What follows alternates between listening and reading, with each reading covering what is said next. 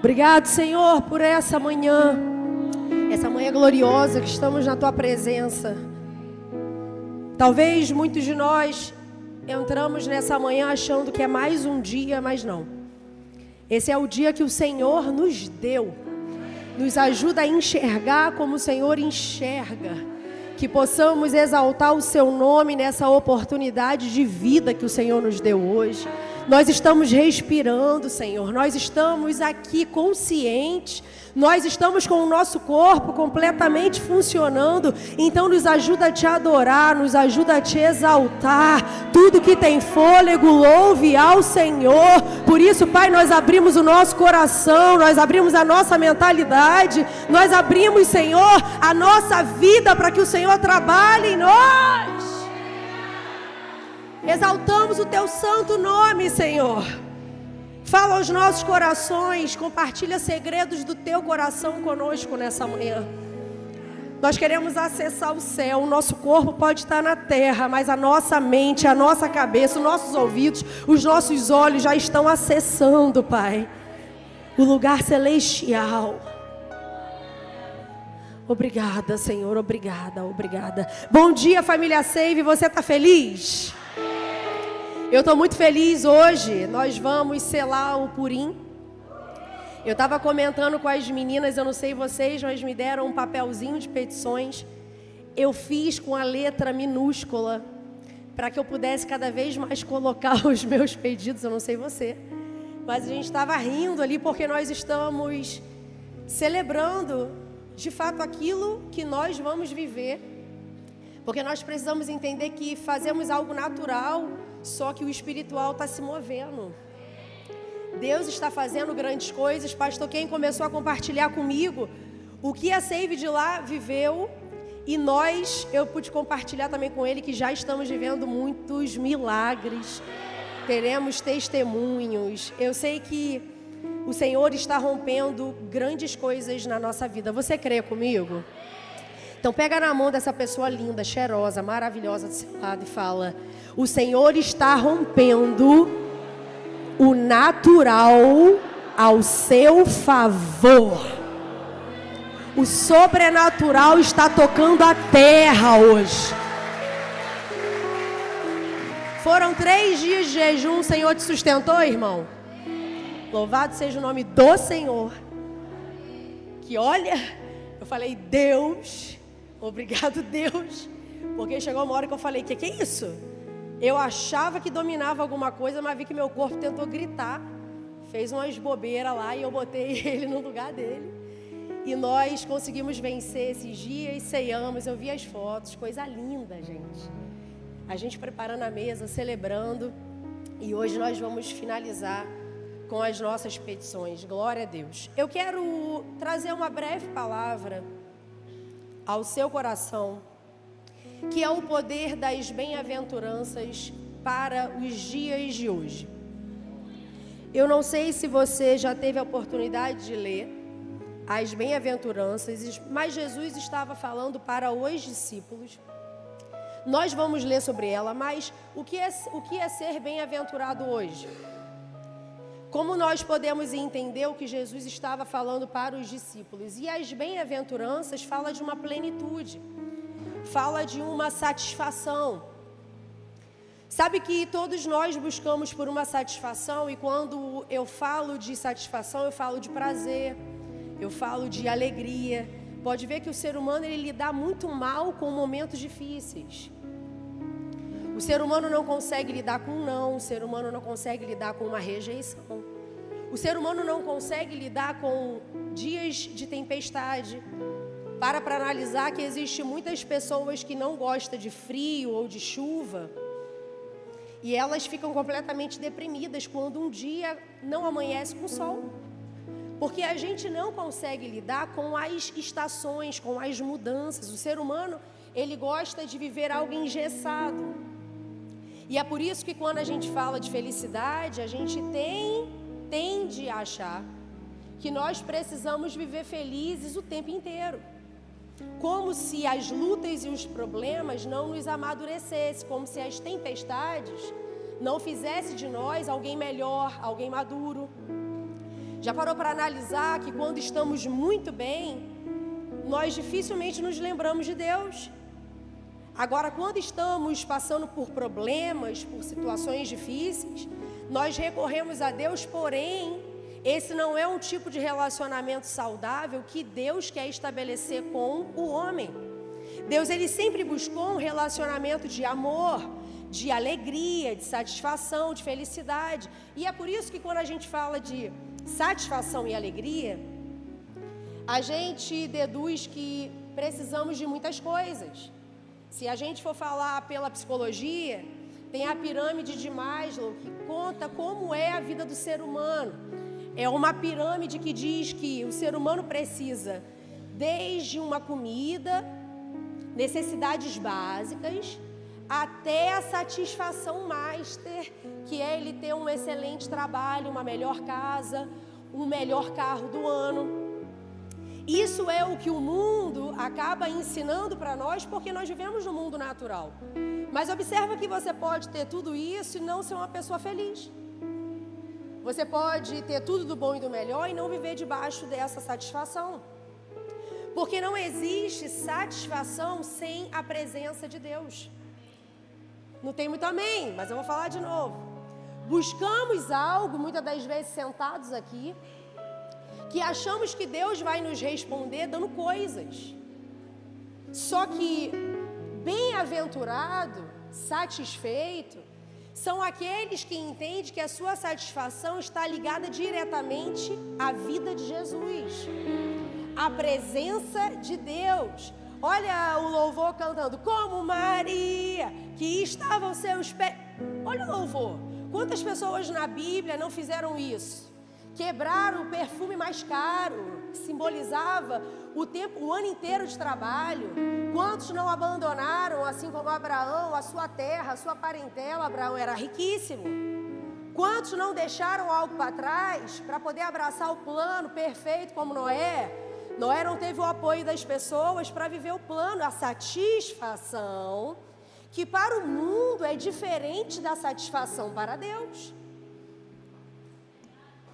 Em 2006, Will Smith gravou um filme onde ele interpreta um pai desesperado, que apenas queria vencer na sua vida. Alguns aqui com certeza já assistiram esse filme. E esse filme mostra ele superando as dificuldades financeiras. Depois o Will Smith passa por um divórcio. E com isso acarreta no seu relacionamento com o seu filho de 5 anos. O nome desse filme é A Procura da Felicidade. Você sabe que quando você assiste o filme, aparentemente as coisas se resolvem quando ele consegue ser bem-sucedido profissionalmente. Você lembra? Quantos aqui já assistiram esse filme? Quase que todos. E quando você analisa, percebe que aparentemente as coisas se resolvem, o sucesso para ele chega quando profissionalmente ele está bem-sucedido. Então ele ganha uma perspectiva de vida, de realização de sonho. Só que eu pergunto a vocês, será que nós encontramos a felicidade dessa forma? Sabe que existe 3 mentiras sobre a felicidade? 3 mentiras.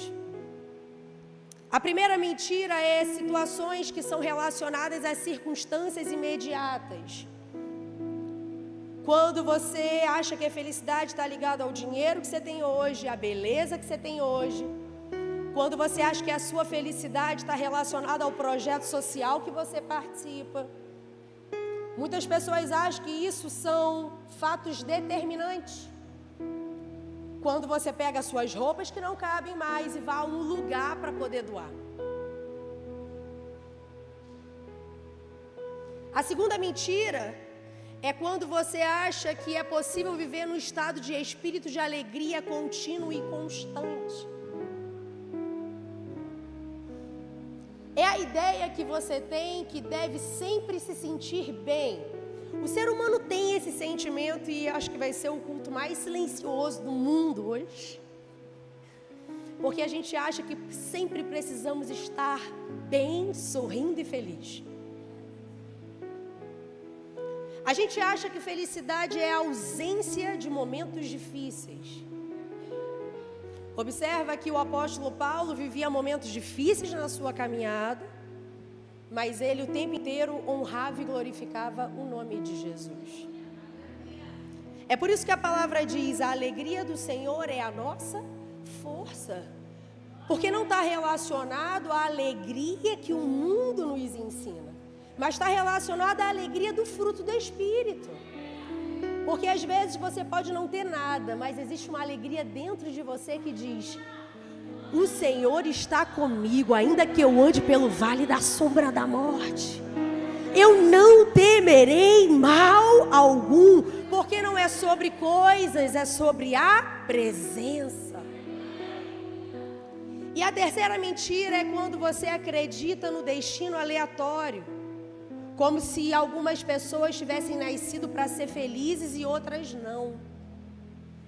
Isso é uma grande mentira, quando você determina que alguém foi escolhido para ser bem-sucedido e outros para ser pobres e miseráveis. Sabe que nós precisamos ter muito cuidado, porque a palavra nos ensina algo. Abra comigo a sua Bíblia em Mateus 6:33.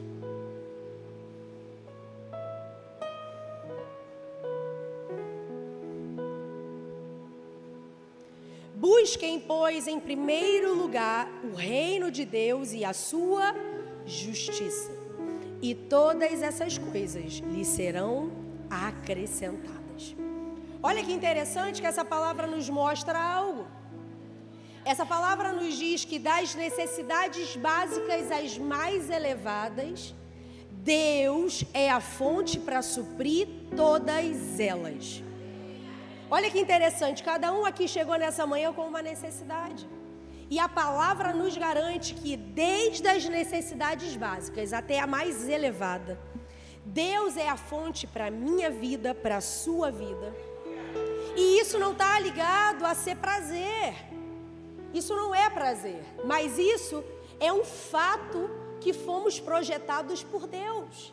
O Senhor, Ele quer suprir todas as nossas necessidades. Agora, quando o homem procura viver distante de Deus, longe dos valores, longe dos princípios, quanto mais ele procura a felicidade, mais distante ele estará de Deus. Sabe que são caminhos inversos. Quanto mais você procura a sua satisfação, quanto mais você alimenta a sua carne, mais distante da felicidade você fica. Então olha como nós estamos vivendo nos dias de hoje. Nós precisamos ensinar as pessoas a matar as suas próprias vontades para que ela acesse a real felicidade. Vira para a pessoa que está do seu lado e fala para ela: o Senhor tem a verdadeira felicidade para a sua vida. Vira para o de trás e fala: você é um bem-aventurado.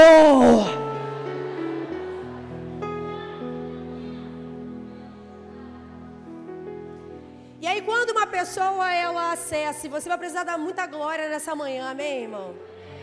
Vira para essa pessoa que está do seu lado e fala: não dorme não, dá glória a Deus, aleluia, para a palavra descer melhor na gente.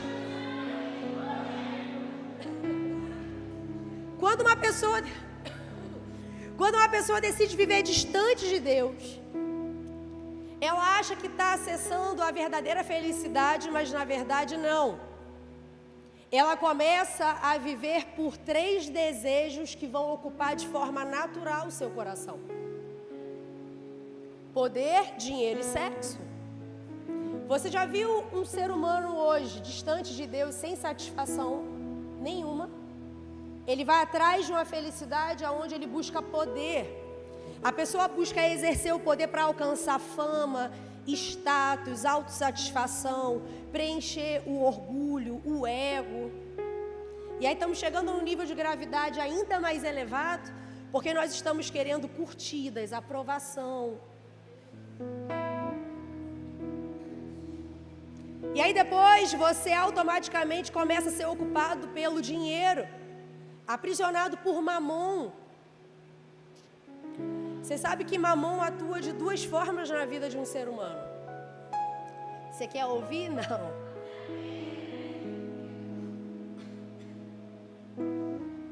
Mamon, ou ele te dá muito para você viver em torno do dinheiro, ou ele não te dá nada para você dizer: eu não posso participar de nada.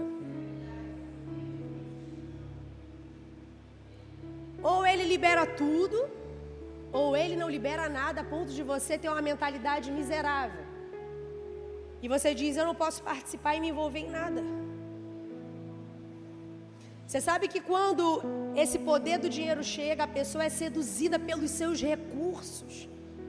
E ela se torna incapaz de exercer a mordomia sobre eles. É tudo meu, sou eu que conquistei, sou eu que comprei. Se não fosse por mim, nada teria acontecido.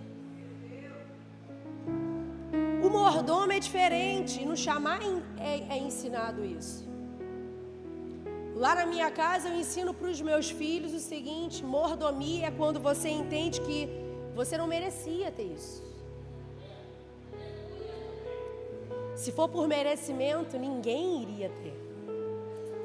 Mas a graça nos alcança a ponto de o Senhor compartilhar com você.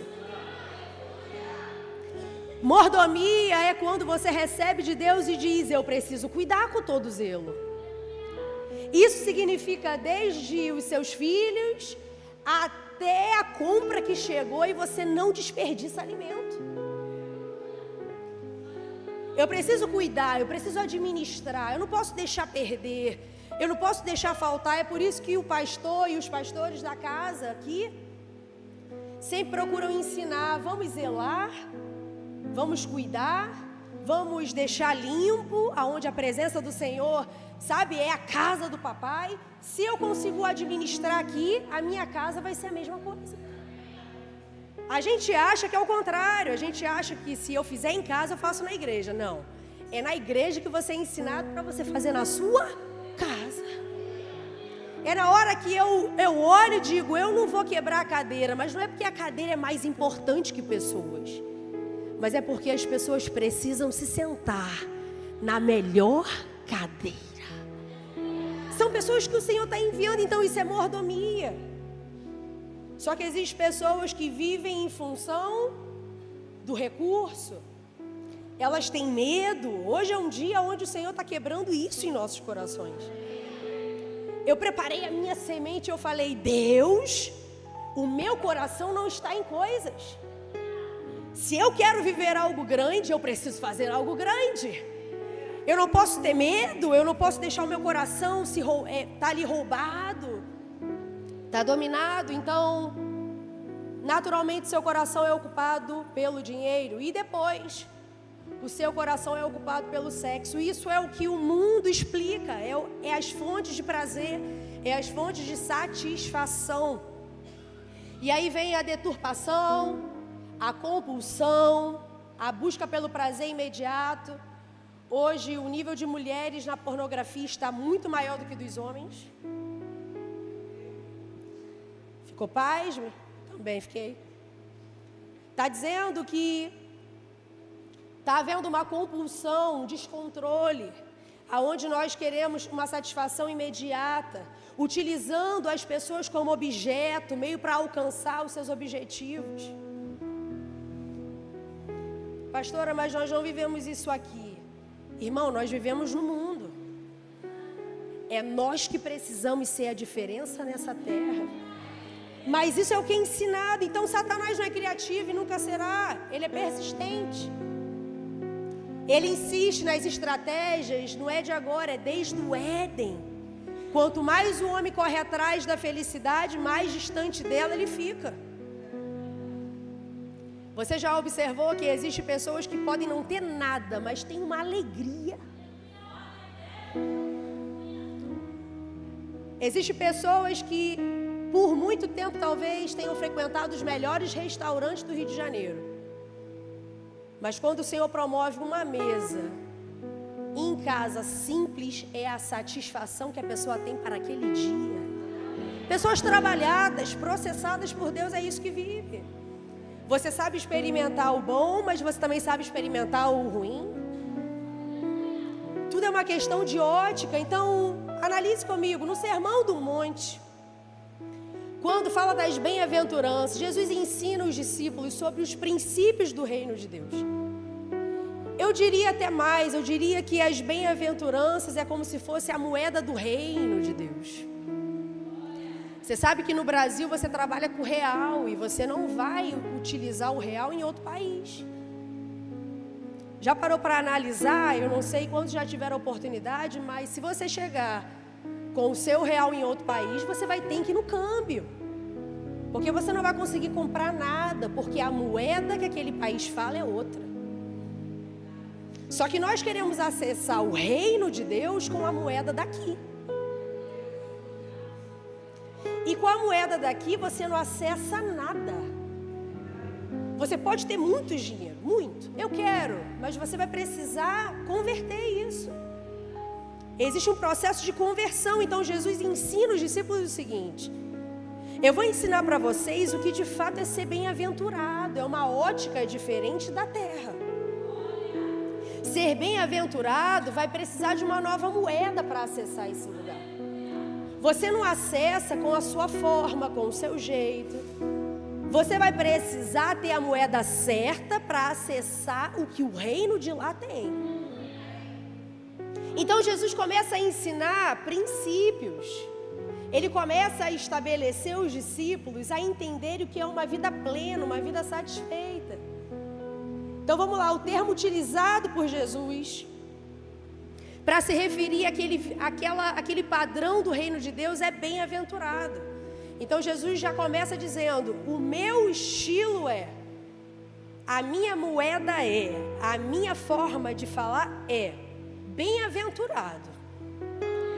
Uma pessoa satisfeita para mim, uma pessoa completa para mim, ela é bem-aventurada. Jesus começa a explicar, existe um termo que eu já uso. E aí você pode perguntar: pastor, o que significa ser bem-aventurado? Significa ser mais do que ser feliz. Quem aqui não acordou dizendo: Senhor, eu quero ser feliz hoje? Eu acordei dizendo: Senhor, mais um dia que eu quero viver a tua felicidade. Nós queremos acessar esse lugar. E a palavra diz: ser bem-aventurado é mais do que ser feliz. Refere-se ao bem-estar máximo. O que as pessoas hoje na Terra tentam? Acessar algo que levem ela ao bem-estar por algum momento. Você está comigo aqui? Vira uma pessoa que está do seu lado e fala: desperta e capta aqui. O que o senhor quer falar contigo? O bem-estar de Deus não é um bem-estar que Ele quer promover temporário. O mundo vai te dar algo para você experimentar, para você chegar no ápice, porém você volta para um lugar de angústia, volta para um lugar de dor, volta para um lugar de tristeza. É assim ou não é? Só que o bem-aventurado refere-se ao bem-estar máximo, a alegria espiritual exclusiva. De quem? Daqueles que estão em Cristo. Essa é a grande diferença que nós precisamos entender. Nós queremos viver mais do que felizes. Nós queremos ficar no bem-estar máximo. Nós queremos ter uma alegria de outro mundo fora de Cristo, estando dentro da igreja. Só que deixa eu falar, estar na igreja não significa que você está vivendo isso. E nem que você tem que viver isso. Porque isso é uma caminhada, isso é uma busca incessante que eu e você precisamos ter. O que o povo fazia com Moisés? Moisés, vai você, Moisés. Porque eu acho que se eu for, eu não aguento. Na verdade, o povo não aguentava? Sim, igreja, não, igreja. O povo aguentava. O que o povo não queria? Pagar o preço da intimidade. É isso que hoje nós queremos fazer. É muito melhor alguém jejuar por mim. É muito melhor alguém orar por mim. É muito melhor alguém fazer por mim. Pastor Moisés, vai lá. Ouça o que Deus tem e fala pra gente. Se você demorar, Moisés, a gente constrói um bezerro, hein? Porque quanto mais o nosso coração se afasta de Deus, a gente vai para poder, sexo, dinheiro. Olha como nós precisamos o tempo inteiro estar debaixo da presença de Deus. E Jesus, ele era tão amável que ele começou a ensinar. Sabe que o que eu pedi ao Espírito Santo hoje é para que ele nos ensine nessa manhã. Falei, Espírito Santo, nós somos seres humanos muito difíceis. Nós fingimos que não estamos entendendo. Nós queremos fazer do nosso jeito, no nosso tempo. Nos ajuda nessa manhã a entender e praticar. Nos ajuda nessa manhã a entender e obedecer. A viver de verdade aquilo que o Senhor tem para que nós sejamos bem-aventurados. Para que não seja na palavra, mas uma prática.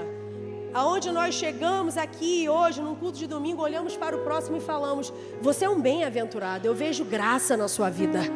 Eu vejo favor na sua vida, eu vejo bênção na sua vida. Eu vejo o poder de Deus exalando através dos seus poros.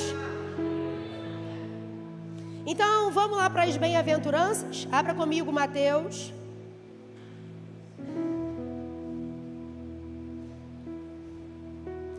Mateus 5, do 2 ao 12.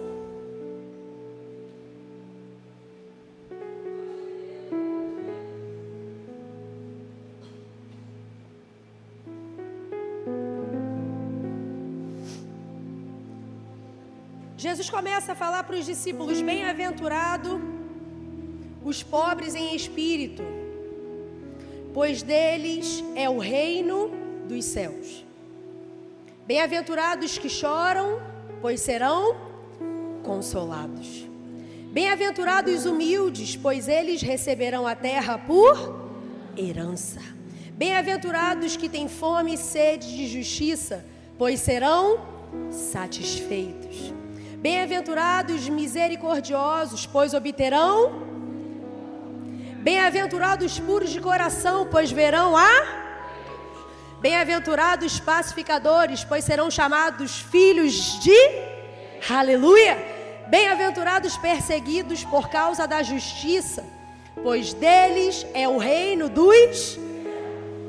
Bem-aventurados serão vocês quando por minha causa os insultarem, perseguirem e levantarem todo tipo de calúnia contra vocês.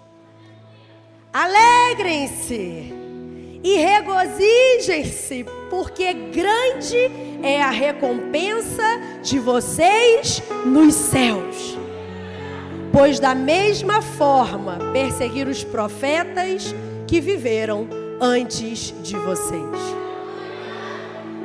Jesus abre o leque para aqueles discípulos. Jesus abre o seu coração e começa a ensinar a forma do céu. Só que olha que interessante. Nós agora vamos mergulhar nas bem-aventuranças e vamos começar a ver os valores que Jesus Cristo ensina a viver.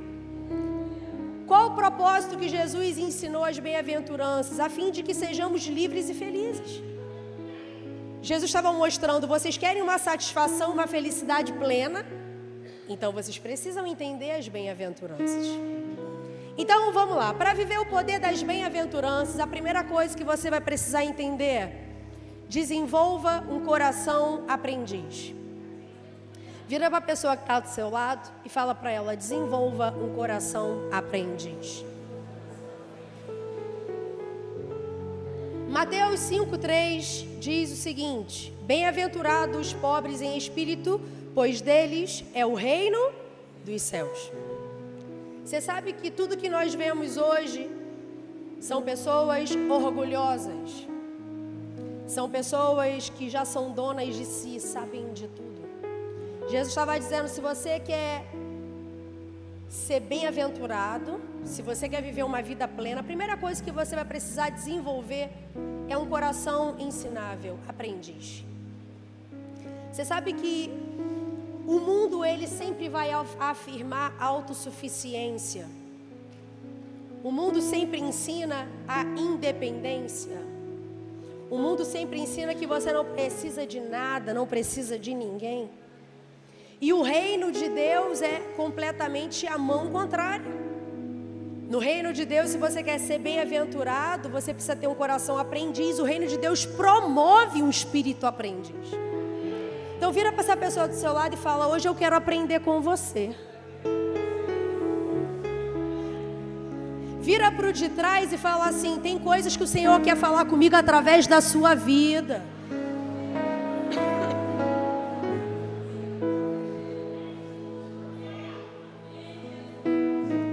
Deixa eu falar algo. Seja necessitado de Deus.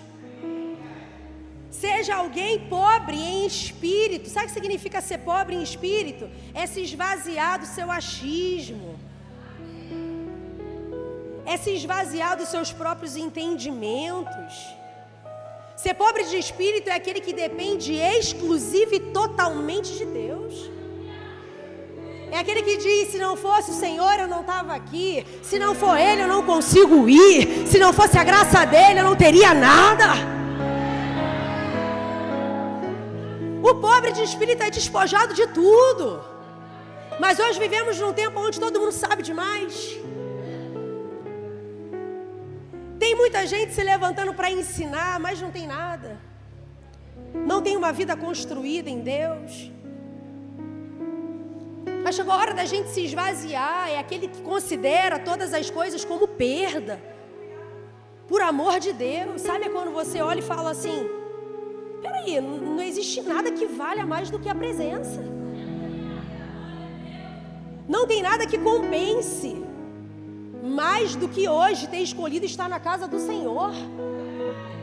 Irmãos, não é porque o tempo está ruim que a gente tem que escolher, não. Se esvaziar é você falar assim: existe o bom e o melhor. Eu escolho a presença de Deus. Eu não deixo para escolher Ele quando as coisas estão ruins. Não, eu escolho Ele realmente com tudo bom. Aquilo ali é maravilhoso, aquilo é excelente, mas a presença dEle é inegociável. O pobre de espírito entende que sem Deus ele não tem nada. Só que nós queremos acessar o reino de outra forma. Somos orgulhosos, prepotentes. Não pedimos ajuda. Olhamos para nós mesmos e falamos: não, eu sei dar conta de tudo. Posso te falar, irmão, se você der uma tropeção aí, trupicar e tiver que morrer, vai morrer. É porque a gente se coloca num lugar tão valioso, como se a gente controlasse nossos dias.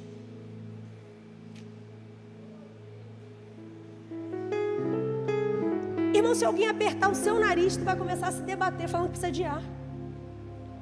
Você tem ideia do quão melindroso nós somos diante da soberania de Deus?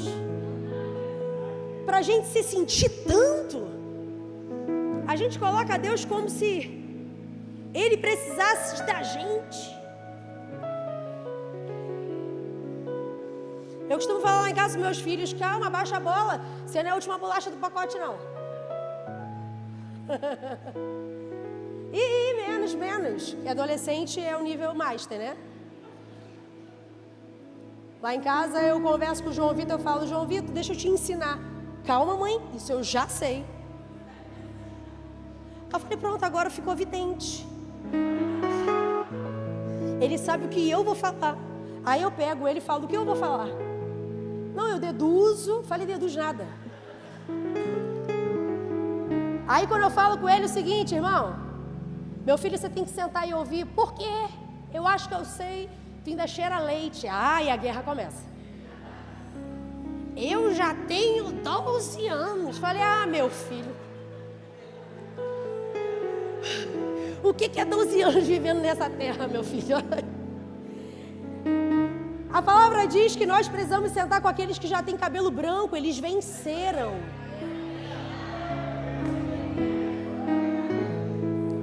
Você pega alguém que já venceu a idade e senta com ela e conversa. Você vai descobrir que tudo que você faz na vida está errado. Só que hoje a gente quer dar um conselho, irmão. A gente dá um conselho assim: não casa. Não é não case porque a gente está mandando. A gente diz assim, analise. Acho que é necessário. Acho que não vai se arrepender. Eu sei o que vou fazer. Então faça. Aí a gente diz, não entre por esse caminho. Eu sei o que eu vou fazer, então entre.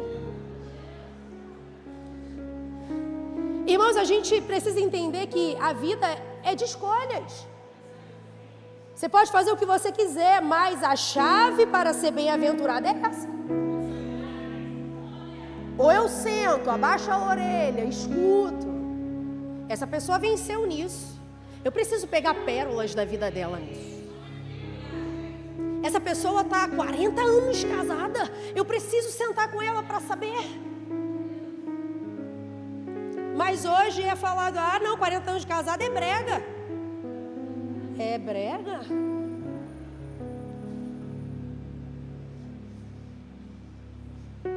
Vou falar muito não, irmão. Vou falar não, porque se a gente falar, a gente prejudica.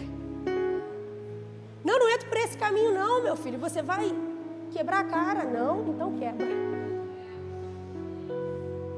A gente acha que ficou bonito a gente quebrar a cara e voltar dizendo, meu testemunho é a cara quebrada. Sabe qual é o maior testemunho, irmão? É você viver com integridade nos caminhos do Senhor. Levantar suas mãos e dizer, o inimigo nunca teve coragem de tocar na minha vida, porque eu exalo a presença daquele que vive, daquele que reina. O maior testemunho é a sua vida estar em integridade com a presença.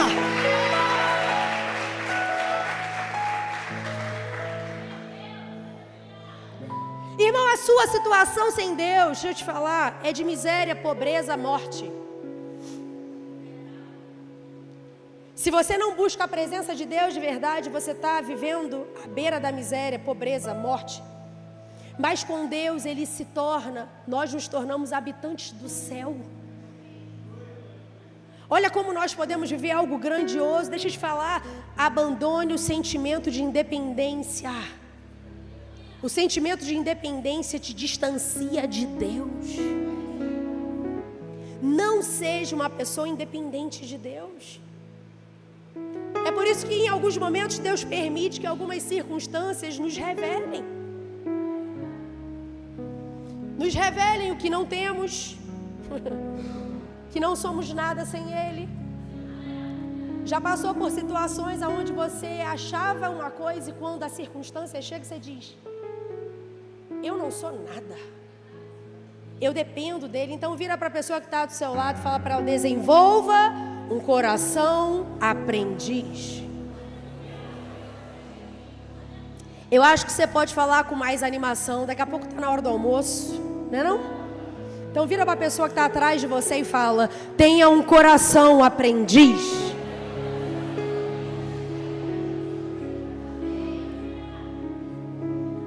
Para viver o poder das bem-aventuranças, segundo, cresça em tempos difíceis.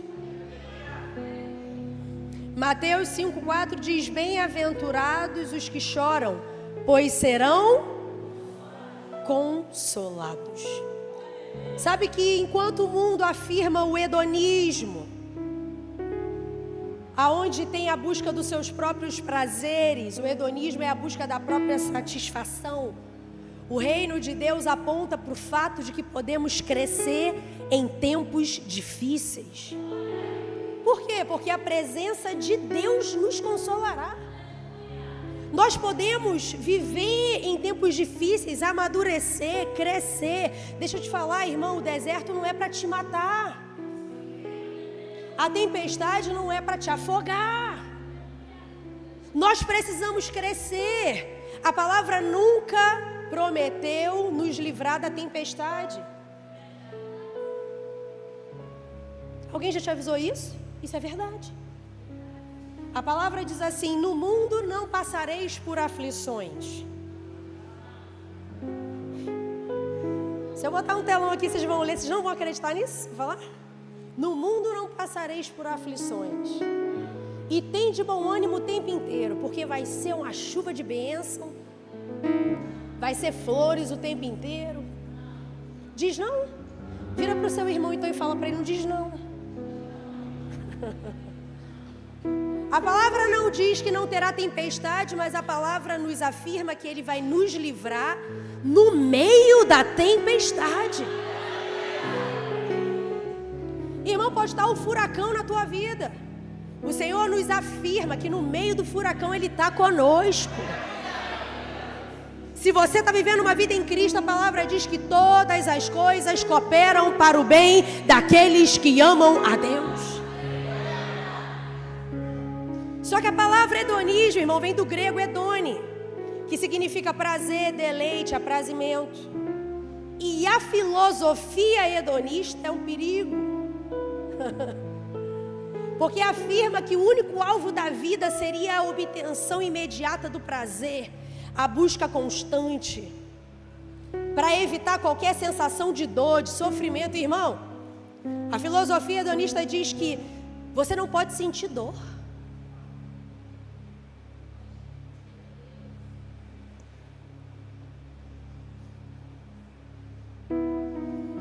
Então vivemos uma vida onde eu não sei lidar com os nãos. Eu não sei lidar com a dor. Eu não sei lidar quando eu não tenho. Não, isso não é assim que Deus quer que eu viva. Deus quer que eu viva no prazer o tempo inteiro. Isso é uma mentira. Você está seguindo filosofias erradas. Aonde eu preciso estar satisfeito o tempo inteiro. Eu preciso estar pleno. Irmão, para analisar. Talvez você tenha acordado hoje péssimo. Vontade de chorar. E numa vida em Cristo, o Senhor te levanta da cama e diz: vamos continuar? Vamos fazer o que precisa ser feito? Deixa eu te falar, meu irmão e minha irmã. Chegou o tempo da gente abrir os nossos olhos. Porque tem muitos crentes que têm buscado a felicidade a qualquer preço. Está pagando qualquer preço para viver uma felicidade. Em nome da felicidade hoje, vou falar não.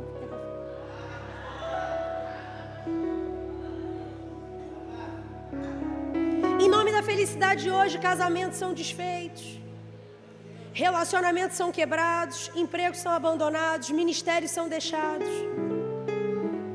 Agora eu não vou falar essa parte não. Vou falar não. Fala isso, amor, fala que não. As igrejas se tornam supermercados espirituais. É ruim de descer na goela, né, irmão? Aonde nós estamos sendo obrigados a satisfazer de forma perene o desejo dos clientes fiéis. Soa mal isso para mim. Aonde você vai lá e pega na prateleira o que você quer para satisfazer. Só que aqui é uma igreja bem diferente, né, irmão? Porque aqui tem até uma prateleira, mas tem uma prateleira com tudo.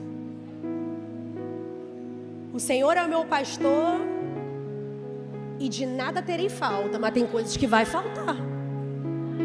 A gente avisa mesmo como é que é o evangelho, não é essa coisa fácil não.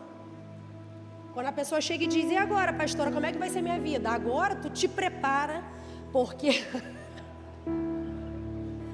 A pessoa diz assim, a pessoa vem depois de um mês e diz assim: pastora, eu não sei o que houve com a minha vida. A minha vida está de cabeça para baixo. Eu falei: não, já estava. Você só não enxergava. Aí agora ele está botando da forma certa. Aí a pessoa diz: o quê? Eu acho que eu vou morrer. Aí diz: vai morrer não. Aí vem os irmãos que já ressuscitaram, porque tu morre mesmo, ó. Tu morre, mas a gente não quer avisar isso de imediato. Aí tu ressuscita uma nova criatura. Aí vem os irmãos que ressuscitaram, assim, ó. Calma, irmão, você vai vencer. Irmão, deixa eu te falar, amanhã vai ter desafios na sua vida sim. Quando chegar na segunda, você vai ter que resolver muitas coisas da sua vida sim. Você vai ter que levantar, você vai ter que ter coragem, você vai ter que ter ânimo, mas isso só o Senhor consegue te dar. Sabe por quê, irmão? Porque a fonte de satisfação não está fora de você, está dentro. A gente quer botar carregadores de fora para dentro. Só que a nossa fonte que carrega a gente está dentro da gente. Então aquilo que você busca fora, Davi vai querer conversar com você para perguntar o que é ter Deus dentro. Quando você encontrar com Davi, Paulo, essa galera aí, Paulo já sabia o que era viver diferenciado, mas lá atrás, Noé, Abraão, eles vão perguntar o que é ter Deus dentro, hein? O que é viver pelo Espírito? Porque eles buscavam a presença, carregavam a arca da aliança, montavam uma estrutura para viver algo fora. Porque era a forma que Deus se comunicava. E hoje? A sua fonte de satisfação está dentro. Deixa eu falar algo para você, não fica triste comigo não. Sua fonte de satisfação não é seu dinheiro, não é sua casa, não é seus negócios. Sua fonte de satisfação não é seu casamento, não é seus filhos. A sua fonte de satisfação é a presença de Deus 24 horas da sua vida. Você pode perder tudo, irmão, mas que você não perca a presença daquele que vive. Pode te faltar tudo, mas que não te falte a presença. É por isso, irmão, que não importa para que igreja, relacionamento, ministério a pessoa vá.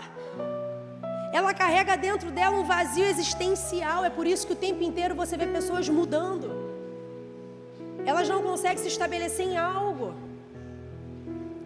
É difícil você se manter com raízes em um lugar. Hoje as pessoas acham, não me satisfaço aqui, vou para outro. Não me satisfaço isso, eu vou para aquilo. Não me satisfaço, não me satisfaço. É difícil você sentar com uma pessoa hoje e falar no que você está satisfeito hoje.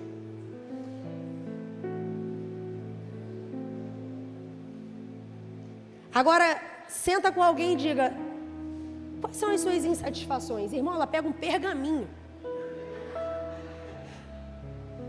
Ela desce o rolo assim, ó. Eu não estou satisfeito com meus filhos, eu não estou satisfeito com os pratos da minha cozinha. Eu não estou satisfeito. Já viu um vídeo desse? Que o vídeo diz, aquilo que você não está satisfeito vai sumir hoje. Irmão, já imaginou se aquilo que você não está satisfeito some hoje? Uns vão dar glória a Deus, vai rodopiar. Tu chega em casa e diz, ninguém lava essa louça. Aí quando você der as costas e voltar, você vai dizer, cadê a louça? Vocês estão rindo, mas a coisa é séria. Vai dizer, aquele traste daquele homem que não atende os meus desejos. Aí tu busca, só tá a roupa do homem.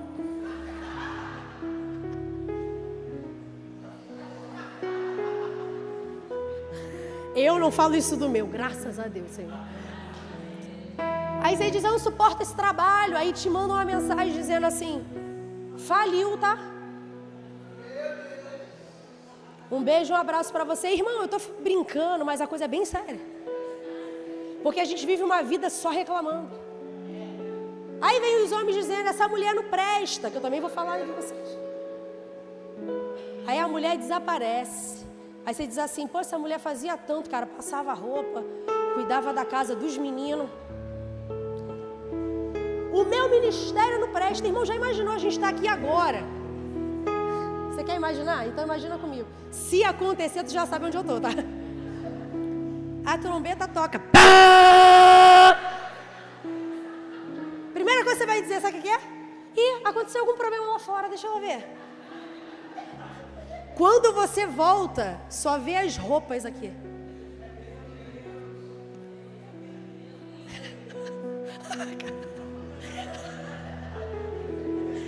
A Carol disse que vai ficar. A Carol disse que vai ficar e vai escutar o William Bonner dizendo boa noite. Aí tu volta, irmão. Na hora que você volta, você diz assim, vai estar tipo a segunda fileira, primeira fileira aqui. O restante subiu.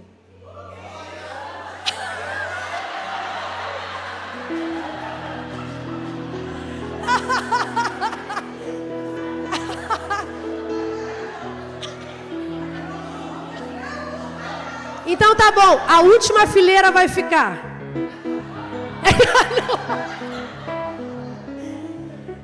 vai virar e vai falar assim: gente, e agora? E agora que a palavra diz que se você ficou, continue a pregar. Você vai ter que continuar levando o evangelho. Do que eu estava falando? Me perdi assim, ó. O pastor está fazendo aqui para mim assim, ó. Corta, Kelly, corta. Você tá brincando? Irmão, nós precisamos entender que a nossa vida tem um propósito. Crescemos em todos os tempos. Lembrei, é por isso que a gente diz assim: vou mudar de igreja que resolve. Não, irmão, muda você para não prejudicar a igreja. Porque quando você muda, a igreja vai subir, seja ela qual for. Agora cabe a você dizer: vou ficar ou vou subir? Vira para o seu irmão e fala se tu vai ficar ou se tu vai subir.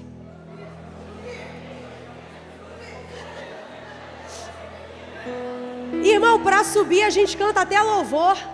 Eu vou subir o monte que muitos desistem. Para subir a gente faz de tudo, mas olha só, deixa eu te falar. Não é sobre simplesmente você querer, mas é viver uma vida coerente com isso.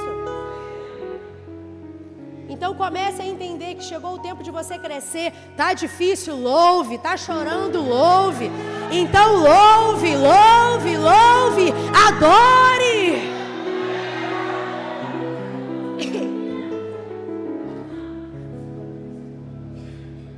Hã?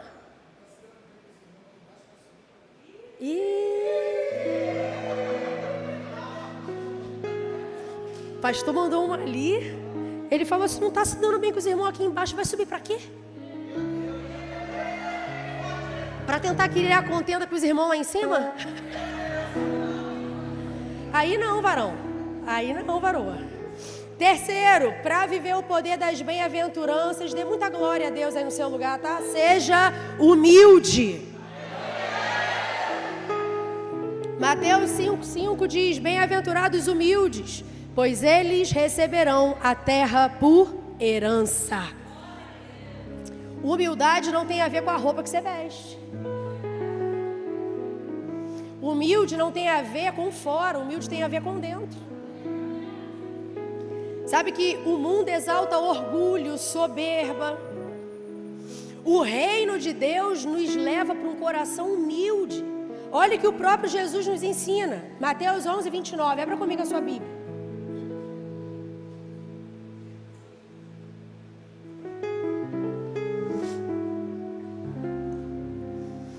Tomem sobre vocês o meu jugo e aprendam de mim, pois sou manso e humilde de coração, e vocês encontrarão descanso para as suas almas.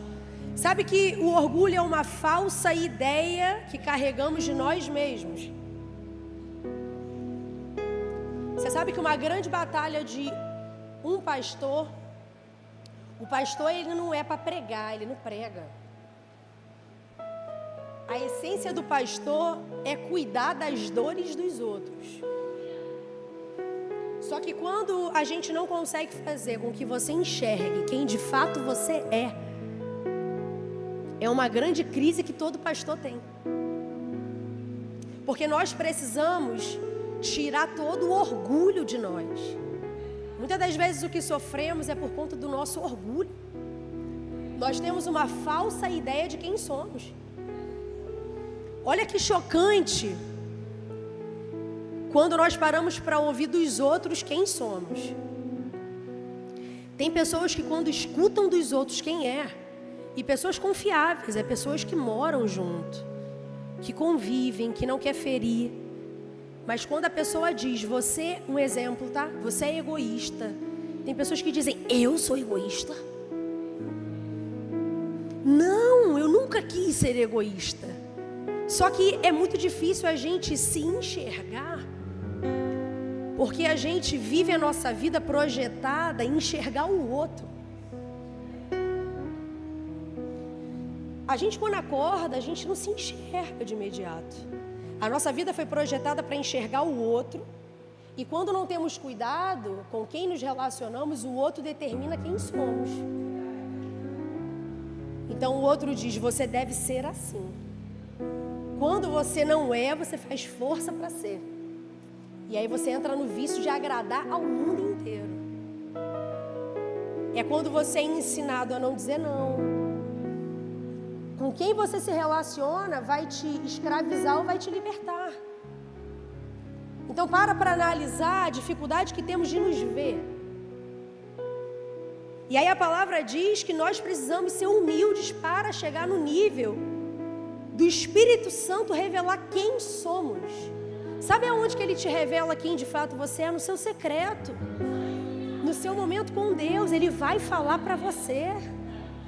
Ele vai falar, você é duro, você é ciumento, você é ciumenta, você é egoísta. Tem orações, irmão, que Deus fala pra gente assim, você é fofoqueiro, você é mentiroso. Porque isso está lá em Gálatas, com os frutos da carne e os frutos do Espírito. Aonde diz, você gosta de colocar fogo, ao invés de ser pacificador. Mas quando que Deus fala isso? Quando nós temos um coração quebrantado. Quando temos um coração humilde, porque a gente não gosta de aceitar o feedback, já é do ser humano isso. Você já viu um ser humano ouvindo feedback, irmão?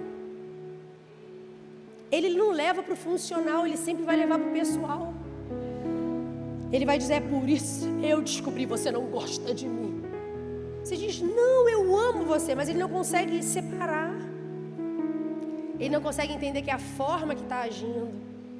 Então preste atenção, irmão, o segredo da sua vida para ser bem-aventurado é ser humilde. Tira essa falsa ideia de você mesmo, tira esse orgulho. O sentimento de orgulho te impede de enxergar aquilo que Deus quer revelar a você. E nesse texto bíblico diz que nós receberemos a terra por herança, ou seja, existe uma herança. Quando nós somos bem-aventurados, coração humilde, nós recebemos uma herança. Só que, irmão, é algo muito profético isso, porque a herança só é dada após o falecimento das pessoas. Só que hoje nós recebemos a herança de alguém que morreu, mas ressuscitou. Ele morreu para você acessar essa herança, mas ele voltou. Ele voltou dentre os mortos. Jesus venceu a morte. Para que você hoje seja livre. Jeremias 23:6 diz: não por força nem por violência, mas pelo Espírito. A humildade, irmão, confirma o seu nome escrito no testamento de Deus. Sabe que é fácil você enxergar uma pessoa humilde. Uma pessoa humilde, ela não precisa nem falar que ela é humilde. A forma que ela fala já passa humildade. O humilde, ele consegue aprender com quem sabe menos que ele. O humilde, ele sabe aprender com quem sabe mais que ele. O humilde está sempre falando menos, ouvindo mais. O humilde diz, espera aí, eu quero ouvir você. Se você está falando isso para mim, tem que ter algum sentido. Agora, uma pessoa que é cheia de argumentos é péssima de arrependimento. Existem pessoas que você vai tentar ajudar, já tem uma pronta resposta. Eu não concordo, eu acho que não. Então, tudo bem. Não tem como você ajudar alguém que é cheio de argumentos. Quarto e último ponto de agora à noite, eu vou continuar ministrando as bem-aventuranças, que são 8. Para viver o poder das bem-aventuranças, 4, lute pela justiça de Deus. Mateus 5,6 diz, bem-aventurados que têm fome e sede de justiça, pois serão satisfeitos. Sabe que a justiça do mundo não é a justiça de Deus. A justiça de Deus é bem diferente da nossa. Nós temos uma justiça própria. Deus, ele olha de forma diferente. Deus tem um tempo diferente para tratar. Você sabe que enquanto você está condenando alguém, Jesus está dando uma nova chance. A justiça de Deus é diferente da nossa justiça. Enquanto o mundo nos incentiva a lutar pelos nossos desejos, incentiva a lutar pelos nossos direitos, porque é isso que o mundo nos ensina. Grite, levante a bandeira. O reino de Deus nos entrega uma causa maior, que é a justiça de Deus. Sabe que o seu conceito de justiça para Deus não tem valor nenhum. Quando você diz assim, eu acho que o que é justo, Deus diz assim, o que você acha para mim não importa. Porque o seu senso de justiça é completamente diferente da justiça de Deus. A nossa justiça, ela está relacionada com a nossa busca pelos nossos direitos, pelos nossos desejos. Você quer ver quem de fato você é quando você é beneficiado.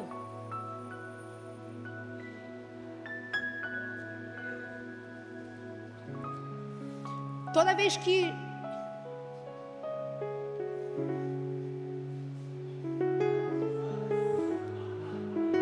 o senso de justiça de Deus é sempre pro todo.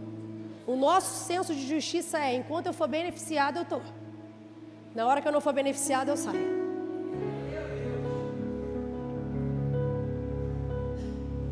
Qual é a nossa maior batalha hoje quando a gente fala de ação social na igreja? Por que as pessoas têm resistência em se envolver? Você quer ouvir de verdade de mim? Porque não tem recompensa. E quando a gente diz assim, a gente não vai te dar, mas Ele vai. Eu abro mão, então não. Porque enquanto a gente é beneficiado, enquanto a gente recebe um salário, enquanto a gente recebe um suporte, o nosso senso de justiça, irmão, sempre será assim, mas porque somos seres humanos. Só que o senso de justiça de Deus é diferente. Deus não quer te dar o seu direito. Porque para Ele o que nós merecemos é a morte eterna. O que Deus quer fazer na nossa vida é nos dar a sua justiça. Porque se fosse por merecimento, irmão, todo mundo aqui estava morto. Se fosse por justiça, um iria condenar o outro. Só que é o senso de justiça dele dentro de nós. Isso é algo que é muito mais excelente do que os nossos desejos egoístas. A pastora Priscila atendeu uma mãe com a criança com autismo, dizendo, eu vou dar suporte escolar, eu vou ajudar essas crianças, pode trazer. A mãe perguntou, em troca de que vocês estão fazendo isso? Vocês recebem quanto para isso? Aí a pastora Priscila, olha, falar quanto a gente recebe é muito difícil, a gente recebe muito, mas a gente não recebe com a moeda da terra.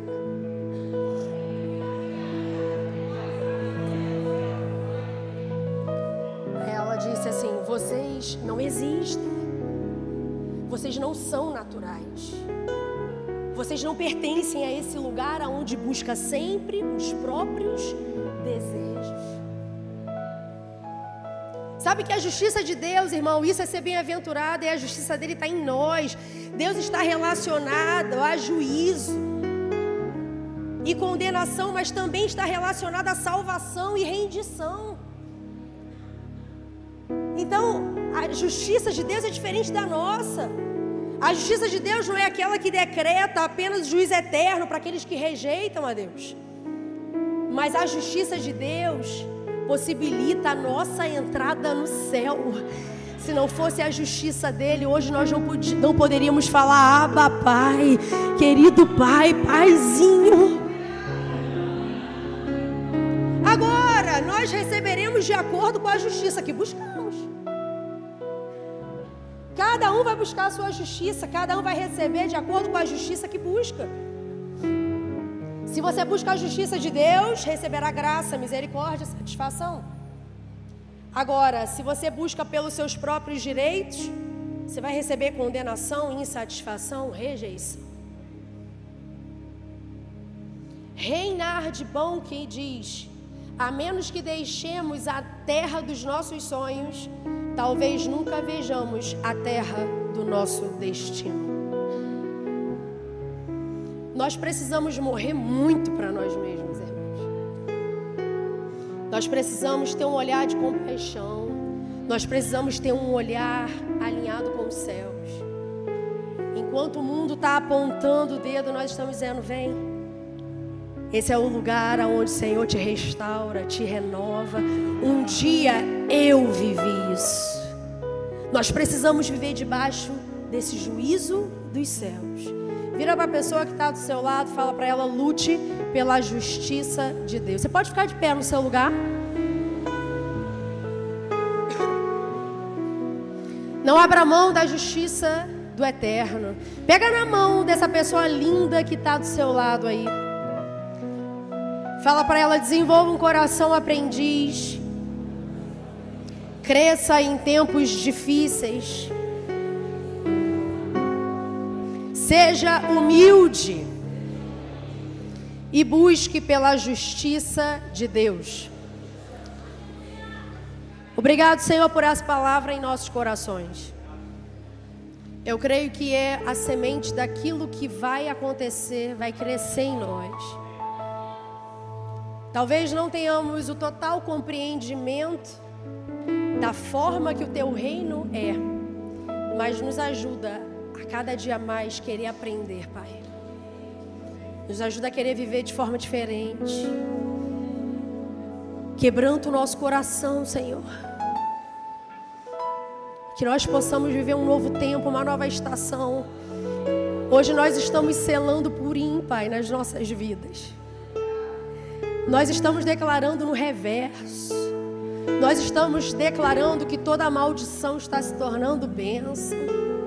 Por isso nos ajuda a ser coerente com o Teu reino. Toma as nossas vidas nas Tuas mãos. Faz de nós a Tua vontade, o Teu querer. Tira, Pai, todo o ego. Quebra, Senhor, toda altivez. Quebra toda soberba, todo orgulho. E nos ajuda a alcançar níveis mais profundos de intimidade contigo.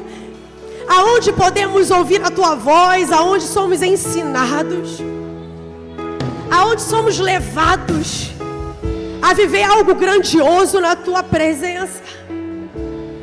Por isso, Pai, nós selamos essa manhã, dizendo: eis-nos aqui. Eis-nos aqui, um povo forte, um povo que rasga as vestes, um povo que se quebranta, que não está, Pai, jejuando para conseguir algo do Senhor, mas para ouvir a Tua voz, para ouvir os Teus segredos, para estar cada vez mais próximo e alinhado à Sua vontade. Meu irmão, levante sua mão bem alto, começa a pedir: venha o Teu reino, Senhor, e que seja feita a Tua vontade aqui na terra, como já é no céu. Venha o Teu reino e seja feita a Tua vontade aqui na terra, como é no céu.